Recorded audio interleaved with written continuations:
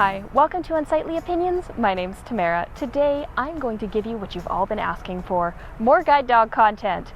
Today, we're going to be talking about all of the commands Patience knows as my guide dog. We're going to go through obedience, her guide work commands, and even some of the tricks I've taught her and how I've modified some of her commands to meet my needs in particular. Let's dive in. When it comes to guide dog schools, there are many variations between schools in terms of the reinforcement style, the training style, and even the commands that are being used. Patience is predominantly trained with positive reinforcement and food reward, so you'll probably see me get excited when she does things well, and sometimes give her a snack to let her know she's doing an extra good job. Let's start with obedience commands, and these are commands she'll do both in and out of harness, whether she's working or not. These are also commands that most household pets will know. So we'll start with Patience, sit. Here she's supposed to keep her front paws extended and plunk her bum to the ground, and I'll feel that through the leash. Down. She's supposed to get her belly to the ground and lay in whatever position is most comfortable to her, and I'll feel her position change through the leash. Up, sit. This is where she returns to a seated position from lying down. Stay. She's supposed to stay in whatever position I've left her, whether I'm holding onto the leash or not, until I tell her she can move again. Come.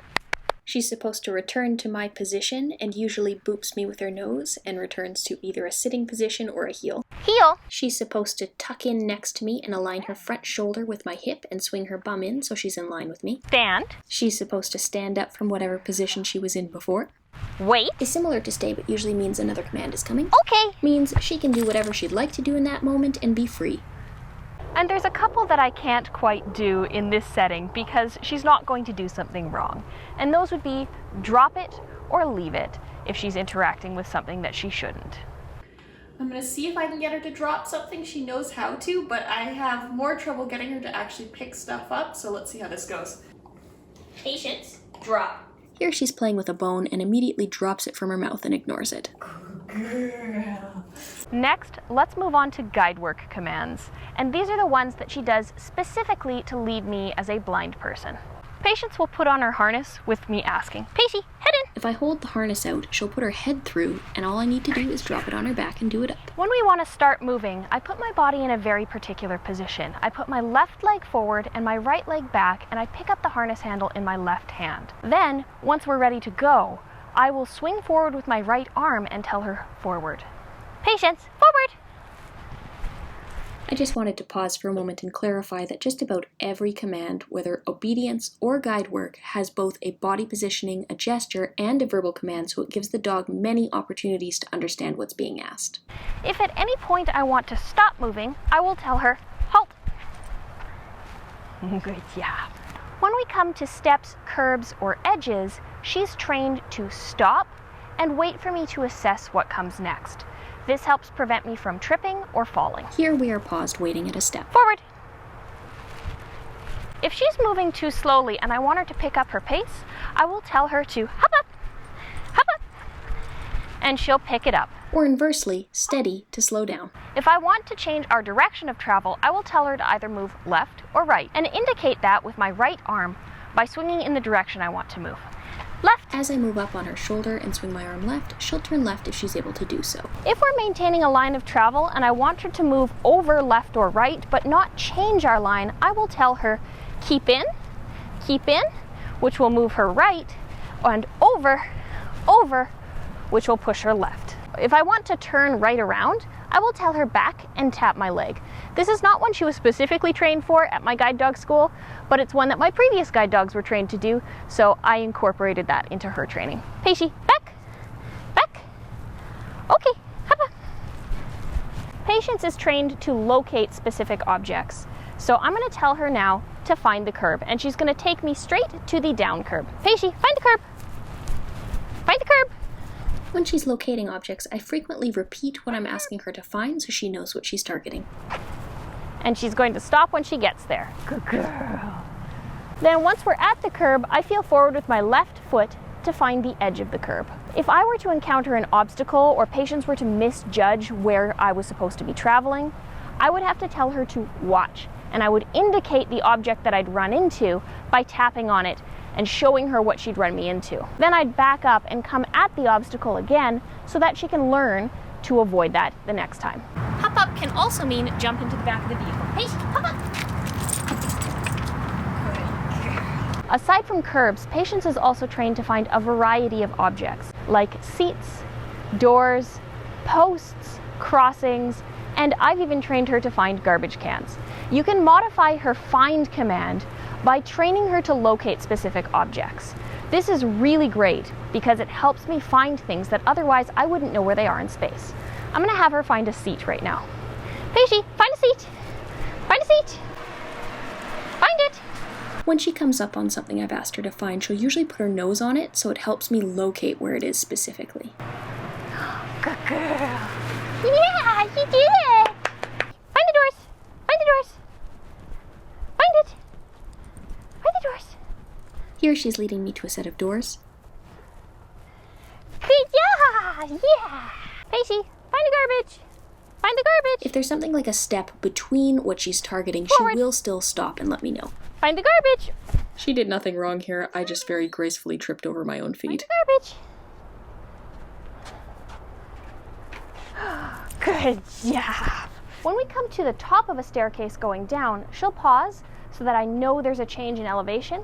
I find it with my left leg, and then I'll tell her forward to move on. Pacey, forward!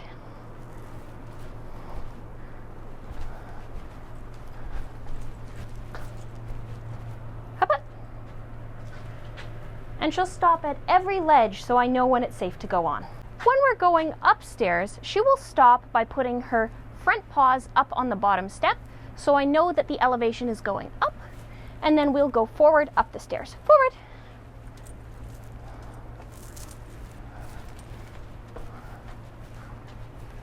Patience will also follow somebody if I ask her to. This is another one that wasn't specifically trained at my guide dog school, but is really useful in everyday life.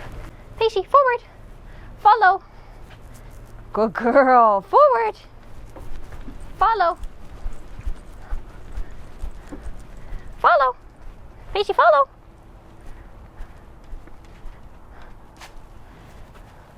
And she'll still stop to indicate things to me that might be dangerous or I might trip over, like stairs or changes in elevation, even if she's following someone. Pacey, forward! When we encounter somewhere that I think we should keep moving but she's stopped, I'm going to tell her to use her intuition to find the way.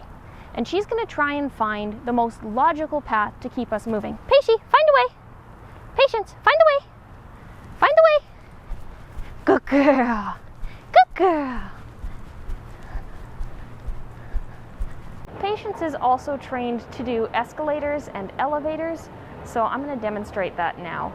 We'll move towards the escalator. Forward! Find the escalator! Find the escalator! And when I feel the metal under my feet, I will stop and find the handle on my right side, and I will take her off harness and I will walk on. Come! And I will make sure that she's safely on a step. Stay. And I will stay one step ahead of her so I know when it's time to get off because the stairs come back together. Wait, wait. Okay. Good girl! Forward. When it comes to elevators, it's a relatively straightforward process. Patience will guide me to the doors. She recognizes elevator doors. And then when we get on, she'll turn around so that I'm facing towards the doors that we got on it. What floor are we going to, Robbie? 2? We're going to 2. And then when we arrive at our destination, I'll just tell her forward when the doors open. Pacey, forward!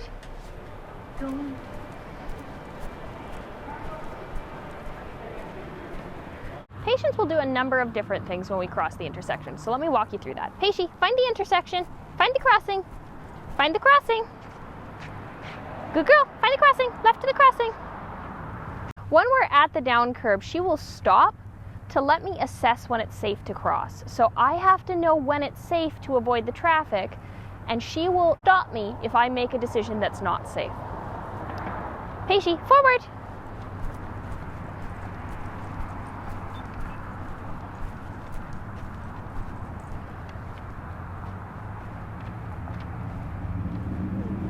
Because this is an interesting crossing, there's immediately another down curb, so she took me straight across. But there's also a button on this median, so I'm going to tell her to find the post. Pacey, find a post. Find the post. Find the post. And when she finds it, good job. Good job. Yeah, you did it. Yes, you did it. That's how I know that it's going to be safe to cross. I can press the button and continue on my way. Get busy. And the command that seems to astound most people is that she will relieve herself on command. Patience also knows a number of tricks that I've taught her, which could be useful in a variety of situations, like asking for her paw or asking for a high five if I need to wipe off her feet when they're muddy. Pacey, paw. Good girl. Can I have the other one? Thank you. If I want her to get really comfy because we're not going somewhere for a while, I'll tell her to play dead. Patience, play dead. And she'll flop over onto her side, laying her head on the ground. Yes, good girl. I've put touch in this category because it's a little bit of a trick, but it's definitely useful when I'm trying to teach her to target a specific object. So when I tell her to touch, she's gonna bump my fist with her nose. Patience, touch. Good girl. And because I think it's really nice to teach her how to do different things just to keep her mind occupied and keep her engaged and excited about what she's doing, I've also taught her to shut doors. She really likes this one and she's expecting that I'm about to ask her to do this. So, Pacey, shut the door. Shut it. Good job.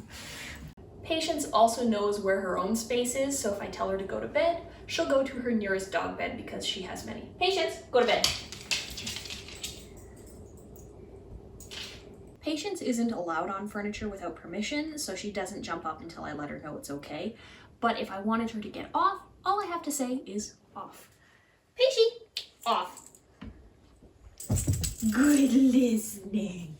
And then she does probably one of the cutest things I've ever seen. None of my other dogs do this, but if I ask her, I haven't even asked yet. I haven't even asked yet. You're just waiting. Patience, come here. Are you hungry? Then we're gonna go feed her. She's not allowed to eat until I tell her it's okay, so she has to wait and be patient, even though she's clearly very excited right now. This is probably the toughest thing that she had to learn how to do.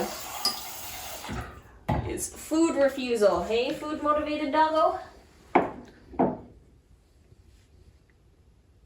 Okay. And then I use okay to release her from her sit so she can have a nice meal. Thank you so much for watching this video. I hope you enjoyed. If you like content like this, please don't forget to subscribe, hit those like buttons, leave me comments. I love hearing from you. Let me know the variations that you have with your own guide dog or service dog in terms of commands. I'm always eager to learn the variations between them. But that's all I have for you today. I hope you enjoyed. See you next time. Bye for now.